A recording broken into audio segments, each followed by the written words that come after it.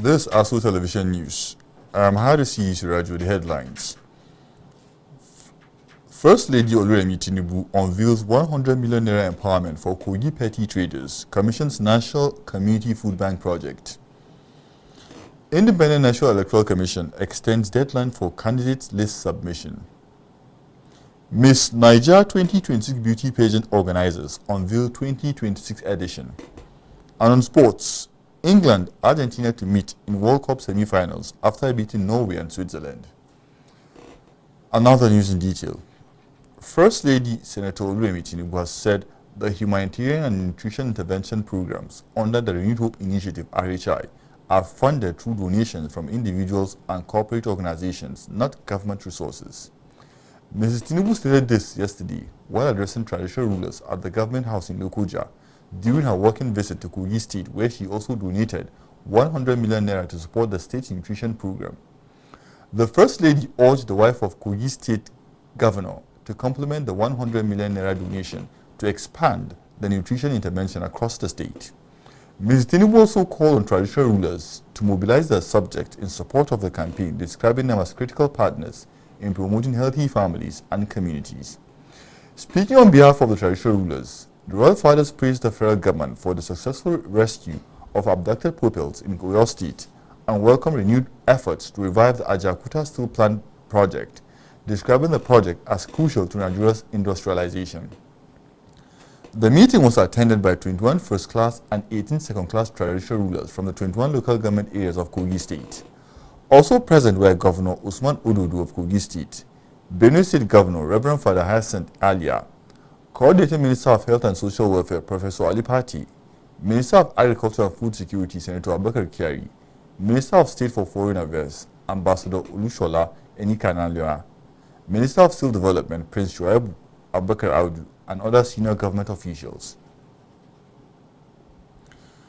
Now, the Oyo State Governor Seyi Makinde has expressed profound joy over the rescue of the pupils and teachers abducted from Orire local government area of the state, describing their return as a moment of gratitude and relief for the state. Governor Makinde spoke after visiting the rescued victims at the headquarters of the 2 Division Nigerian Army Medical Services, Odogbo Barracks, Ibadan, where the pupils and teachers are receiving medical attention following their release from captivity. The governor disclosed that all 39 pupils and 5 of the 7 abducted teachers had been rescued and reunited with security personnel, giving glory to God and commended officers and men of the Nigerian Army and other security agencies for their efforts in securing the victims' freedom. Governor Makinde, who noted that the rescue operation came with sacrifices, revealing that some security operatives lost their lives during the operation, extended condolences to the bereaved families and assured them that the sacrifices of their loved ones would not be in vain. Speaking on the condition of the rescued victims, the governor said the pupils and teachers were happy to regain their freedom, but noted that some of them appeared physically weak and will require medical care and psychosocial support to overcome post-traumatic experiences from their prolonged captivity. The children and teachers were abducted on May 15, 2026 by terrorists and spent 57 days in captivity. On Friday, the presidency announced the rescue of the victims, with President Bola Tinubu's aide Bayo Onanuga revealing that 8 members of the kidnapping gang were arrested during the rescue operation and are now in the custody of the DSS. In a related development, the Nigerian Union of Teachers (NUT) Oyo State Wing said it received with immense joy the news of the release of the teachers and learners who were abducted in Orire local government area of Oyo State, describing their freedom as a victory for humanity and a source of renewed confidence for the education sector. In a statement jointly signed by the chairman of the union, Comrade Hassan Ajibola Fatai, and the secretary, Comrade Olukayode Salami, the union said the safe return of the victims has lifted a heavy burden from the hearts of teachers, pupils, parents, relatives, and all lovers of education across Oyo State and beyond. The union noted that the incident rank tested the resolve of the education community, but commended teachers across the state for remaining united and steadfast while hoping and praying for the safe return of their colleagues and learners. The NUT particularly expressed profound appreciation to the government of Nigeria, starting from the federal government led by President Bola Tinubu and the Oyo State government led by Engineer Seyi Makinde for demonstrating the political will needed to ensure that every available resource was deployed towards securing the safe release of the victims. The union also lauded the commitment, professionalism, and courage of the security agencies whose tireless operations and collaboration led to the successful rescue of the people unhurt, describing their efforts as reassuring to citizens and particularly to those within the education sector.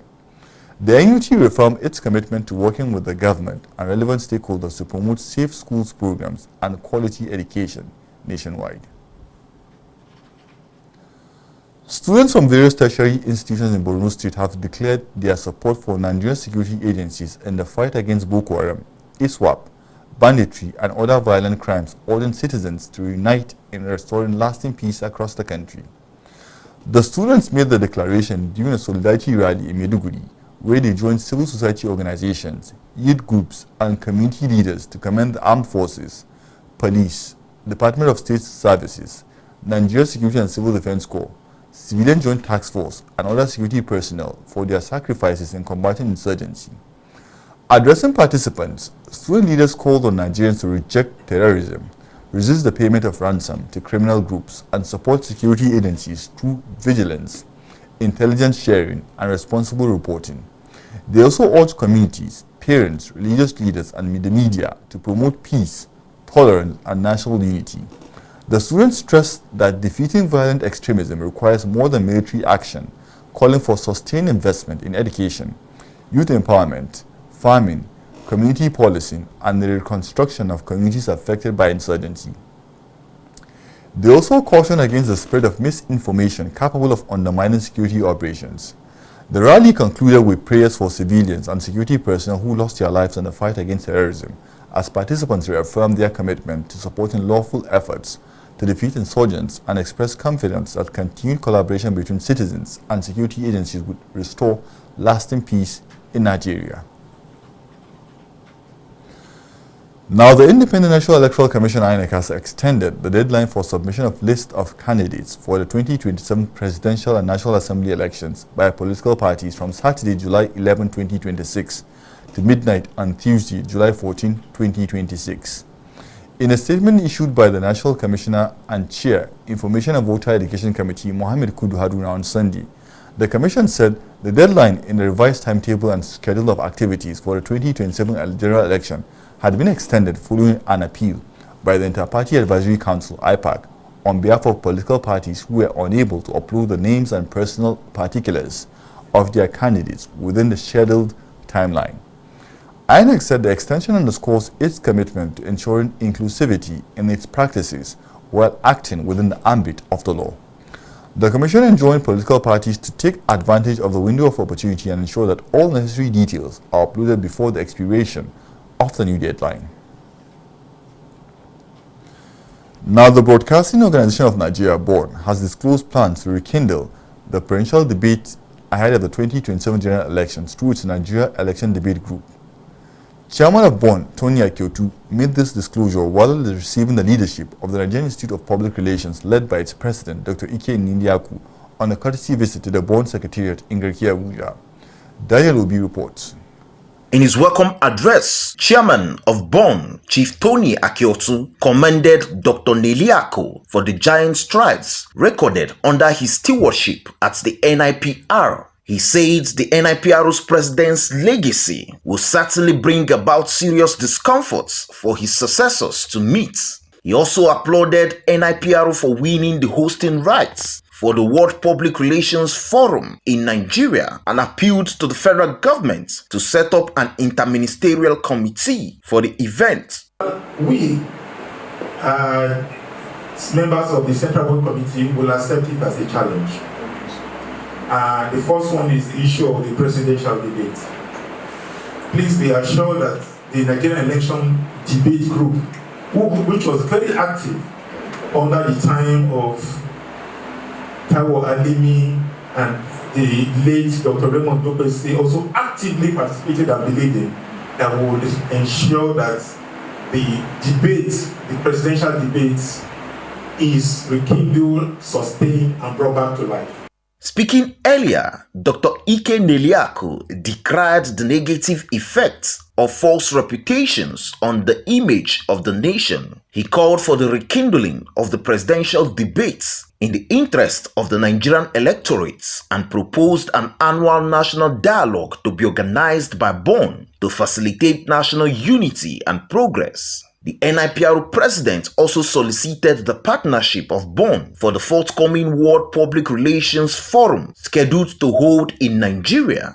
On the 19th of February this year, Global Alliance for Public Relations and Communications Management, that's the umbrella body for the 126 member nations of the organization, met in Portugal after a rigorous process and announced Nigerian Institute of Public Relations as the best public relations association in the world. The high point of the visit was the decoration of the BON chairman, Chief Tony Akiotu, as an ambassador for the NIPRO World Public Relations Forum. Daniel Obi, ASO Television News. Now, support for President Bola Ahmed Tinubu's second-term bid gathered momentum in the Federal Capital Territory as Yoruba leaders and supporters from the 6 area councils and 62 wards formally launched the Yoruba Forum for Asiwaju in Abuja. Sobura Osman tells us more.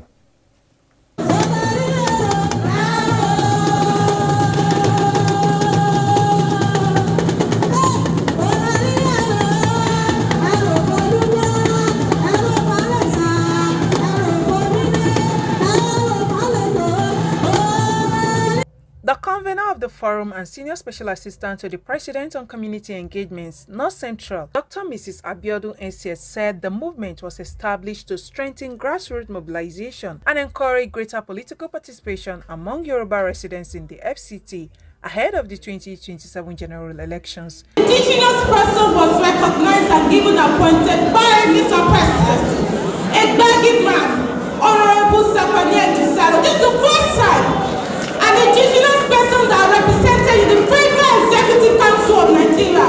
So all the indigenous don't have any choice than to support who? Asiwaju Bola Ahmed Tinubu. A good time deserves another. The chairman of the All Progressive Congress in the FCT, Mr. Tanko Ishaku Yamau, described the gathering as the largest assembly of the Yoruba community, pledging the party's support for the forum's mobilization ahead of the 2027 polls. The FCT coordinator of Renew Hope, ambassadors and former chairman of the Abuja Municipal Area Council, Abdullahi Adamu Candido, praised the Yoruba community for its unity and contribution to nation building. To ensure Mr. President come back again, we will do it. We must not allow anybody to intimidate us. With the indigenous of the FCT, the Bagis and whoever tribe that we have in FCT, we do not have any reason not to support Mr. President because we have never had it so good other than this time. And therefore the Yorubas come and join us so that we make sure that the president is delivered again. The convener also announced the donation of 5 million naira by the forum to support the activities of the FCT Renew Hope ambassadors. One person, and that's Bola Ahmed Tinubu. I must not take without acknowledging the support of one very strong person, and that's one of my leaders, the leader of the youths in this country, Barrister Sheyi Tinubu. Barrister Sheyi Tinubu. The event concluded with the inauguration of coordinators for Abuja North, Abuja South, the 6 area councils and the 62 wards alongside various groups. Highlight of the event was empowerment of 15 market women with money to support their businesses. You are watching ASO Television News. You can watch us live on DSTV channel 392, also on Star Times TV channel 127 and Free TV channel 507. We are also on Rachel Band channel 38. Still to come, Miss Nigeria 2026 Beauty Pageant organizers unveil 2026 edition. Stay with us for more stories after the break.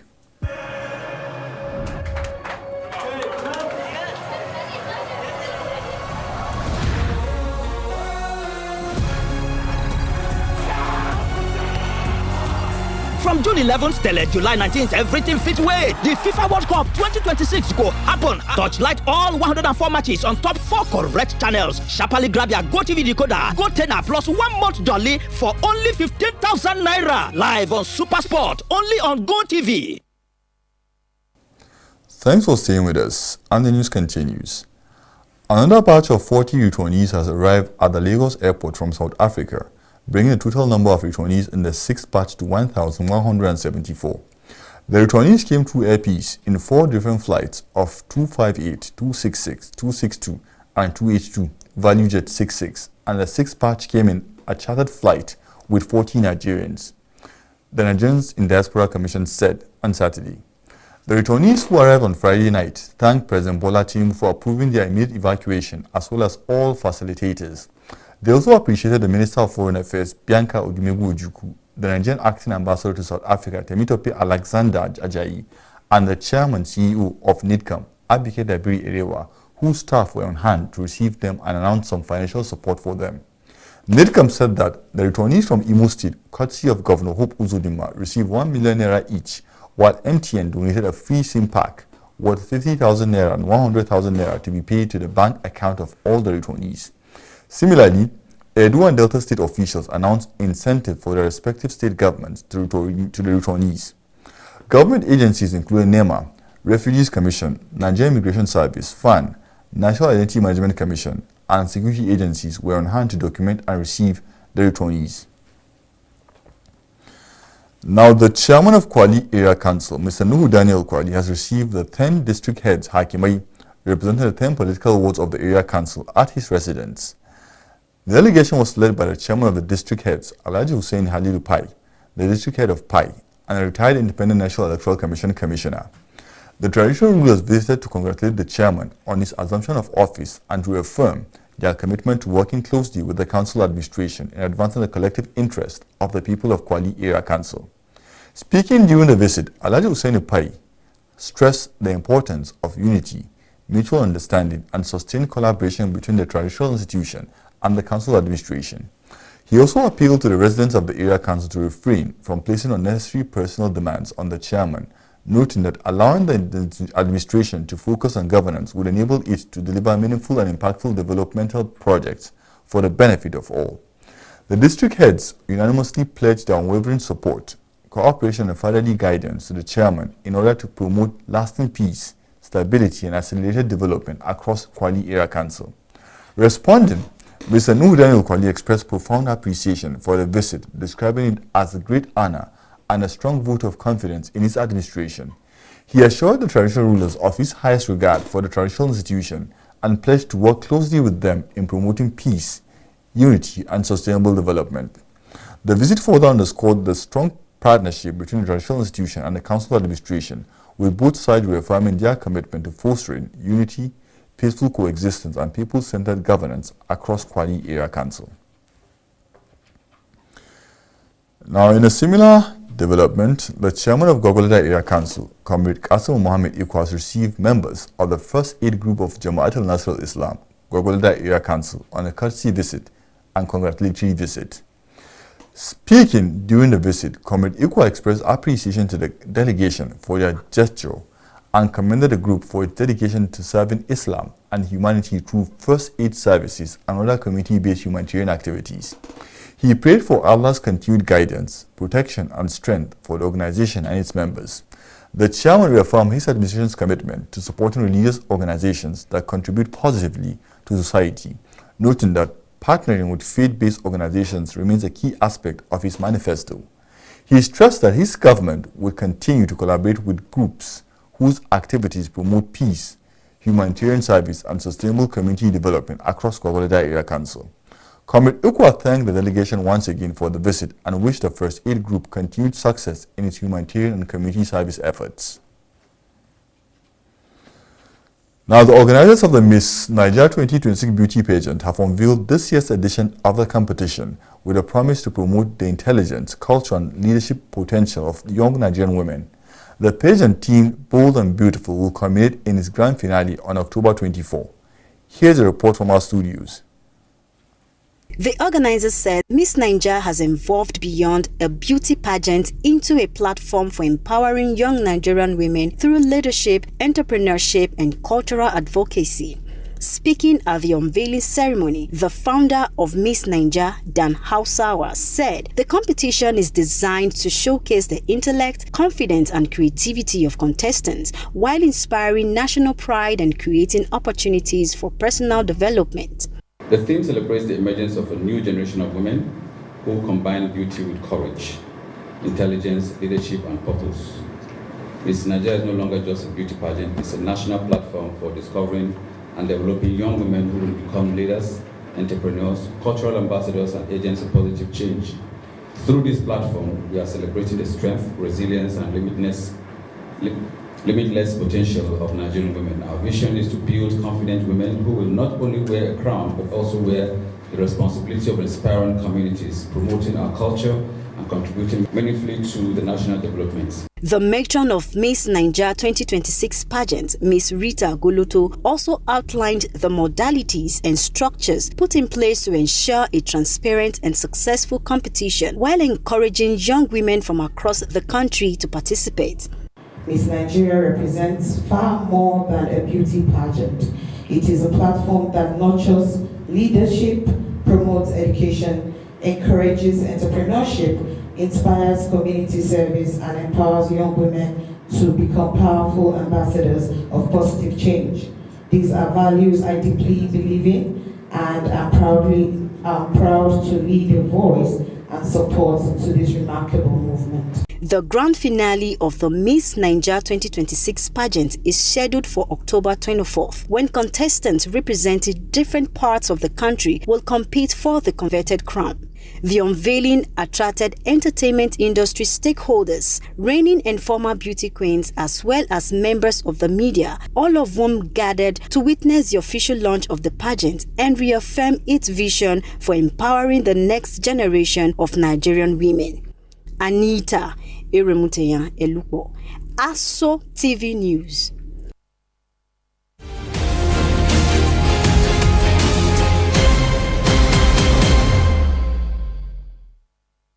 Now on business, Center for Economic and Social Justice Coalition, CENJOS, has urged the federal government to enhance on building a growth-driven economy aimed at inclusivity, transparency, and accountability that works for every Nigerian. Executive Director of the Center, Barrister Eze Onyekberi, made the call in Abuja during a presentation at a meeting with the Finance and Coordinating Minister of the Economy, Mr. Tayo Oyedele.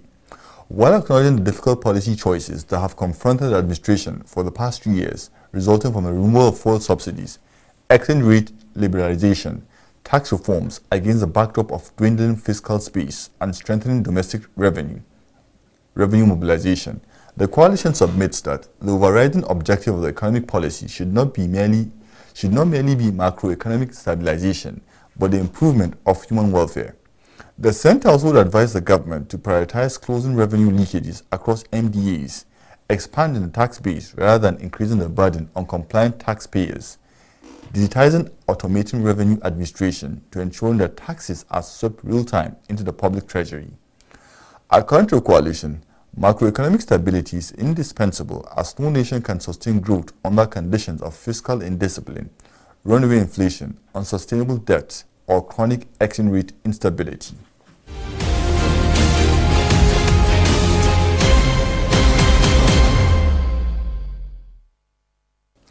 Now on sports, England and Argentina set up a blockbuster World Cup semi-final showdown on Saturday after battling past Norway and Switzerland respectively to book their passage to the last four.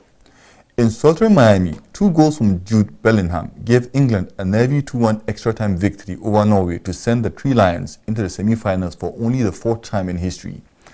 Defending champions Argentina later sealed their place in the last four after a nail-biting 3-1 victory over third-man Switzerland at Kansas City's Arrowhead Stadium.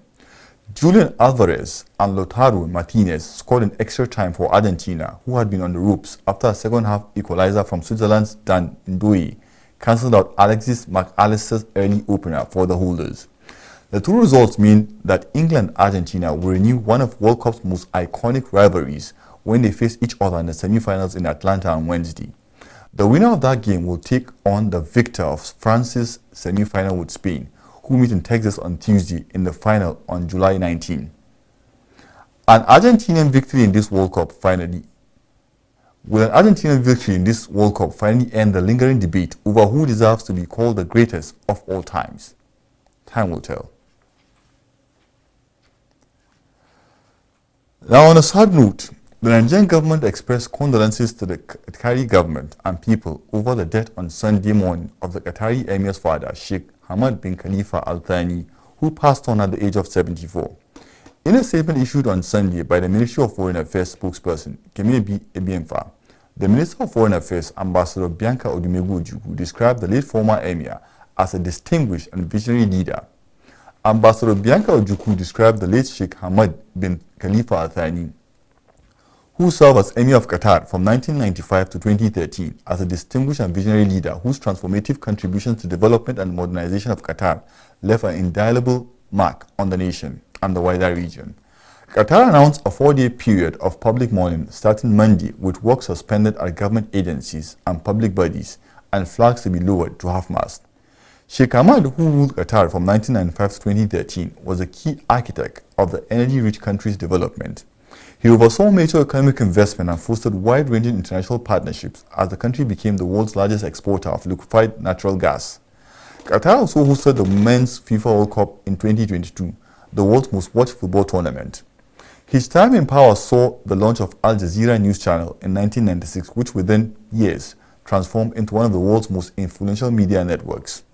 In 2013, he handed over power to his son and heir apparent, Sheikh Tamim bin Hamad Al Thani, who was then 33, in a rare abdication by a hereditary Gulf Arab ruler. That's the bulletin, but before we go, let's take a look at one of our major stories. First Lady Oluremi Tinubu was unveiled the 100 million naira empowerment scheme for Kogi State petty traders, also commissioned the National Community Food Bank project. That's the bulletin. I'm Harish Raju. Thanks for watching.